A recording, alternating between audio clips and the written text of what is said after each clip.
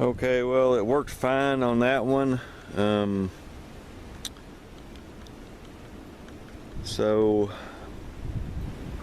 you know, the only thing is when you after you shoot, it does a little calculating thing on there, and I went ahead and shot another shot before it was done calculating, and it didn't pick it up. So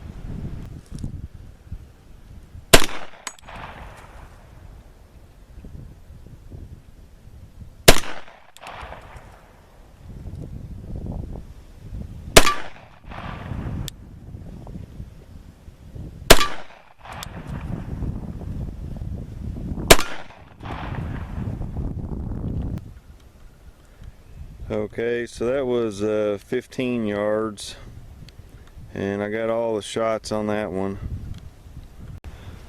Okay, I got a target set up at 10 yards now. I'm going to try to 10 yards and see what happens.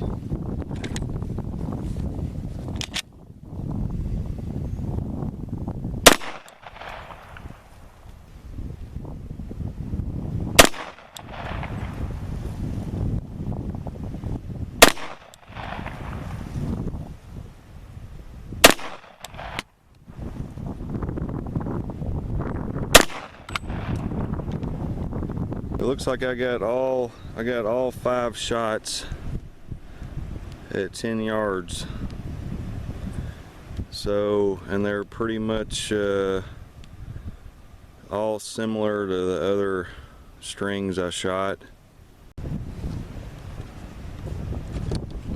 Alright, 85 grain Tokarev. So let's try these out and see what happens.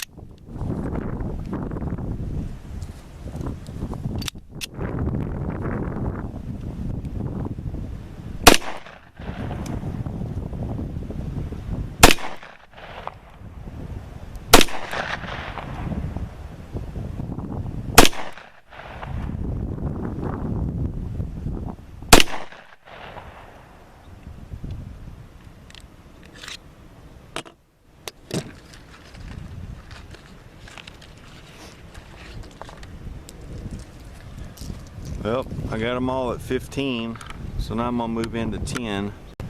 All right, 10 yards.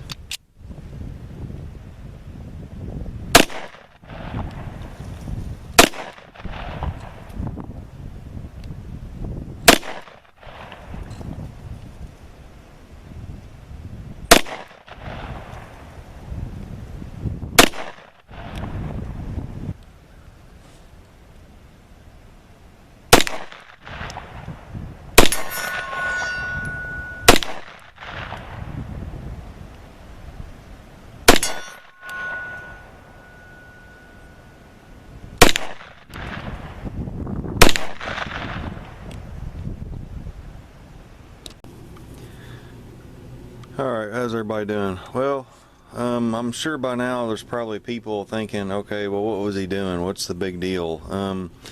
Well, the big deal is if you look in the Garmin for it, it tells you best results here, alignment considerations, and then it says always ensure projectile can travel at least 20 meters or 20 yards in front of the chronograph.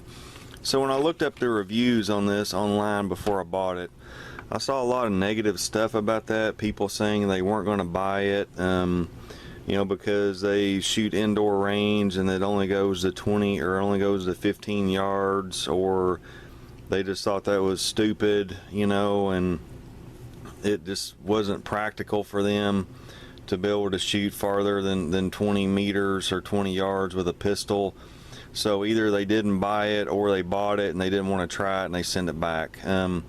So I mean, I thought I would test it out and see, you know, how it worked. And honestly, you know, when you set it up, it tells you to hold the pistol, you know, right in line with the chronograph, and it says hold it on the screen. It says 5 to 15 inches, you know, 5 to 15 inches above the chronograph. And I tried to do that the best I could in the video. I had a bucket, which I should have probably had a 5-gallon bucket instead of a little one, but you can't even see in the video when I'm shooting, you can't even see the gun over the top of the chronograph. So I mean, I was way I was holding it way over 15 inches, I'm sure, over the top of the chronograph, and it still got every result. It got every result from two different pistols, you know, Glock 21 shooting 230 grain, you know, 45 ACP bullets, all the way up to my Tokarev, which is shooting 85 grain bullets at, you know, 1400 feet per second. It got all of it, you know, with no problem at all. And there really wasn't a whole lot of variance. You know, it pretty much all the readings were about the same. You know, here's the Tokarev at 30 yards, 1370, at 10 yards, 1357, 15 yards, 1388 average. So, and I mean, this is surplus ammo, you know. And then I was shooting Freedom munitions that I ordered with a buddy a while back, the Glock 23 or 21, and you can see basically it's all the same pretty much. I mean, it's what you would expect, you know, from that ammo, you know, 10 yards, 15 and 30 yards. I got all the shots, and you know, everything is pretty much similar. There's not a whole lot of variance, and you know, like I said, the variance I think would probably come into play as far as, you know, the distance above the chronograph you were holding it. So maybe I was holding it a lot higher than what they recommend, and maybe that's why I was able to get results at 10 yards. I honestly don't think, just from shooting with this thing, I don't think it's as sensitive as what they say. I mean, obviously there is best practices, that things you want to try to do to ensure that you get, you know, the best results and you don't lose any shots, but I really don't think it's as sensitive as they say it is. And like most things, you know, they go a little overboard on the you know, technical talk and stuff, just to make sure that, you know, if it doesn't work right for somebody, you know, then they can come back and say, well, you know, we didn't really, it's not really recommended to be used like that, so, you know, of course it's not going to work, you know. So I mean, that's pretty much what most companies do anymore with stuff. But I don't know, I'm really liking this chronograph. I really enjoy it. It's just so much easier to set up, you know, and yes, it is expensive. I mean, that's going to be a big hang up for a lot of people, you know, the price point on it. But if you do a lot of shooting, and you know that it's the old saying, you know, buy once, cry once, you know. And the first chronograph I got this Caldwell one. It was a cheap one. It just never worked right. I never could get it to work right. I just never had good results. You know, then I got the Pro Chrono, which is a little bit more expensive, a little bit nicer one, and it's been a great chronograph. I mean, it's been perfect, you know. I've had a couple of close calls, almost shot it a few times, but, and you know, like I said, when it's in windy conditions like I've been shooting here lately, you know, the big wind gust will come over and just blow it over, you know. And sometimes the wind messes with the, you know, the results as well. But it's been a great chronograph. But I'm gonna tell you what, this right here, you know, it's not as sensitive as they say it is. I haven't had any trouble with it.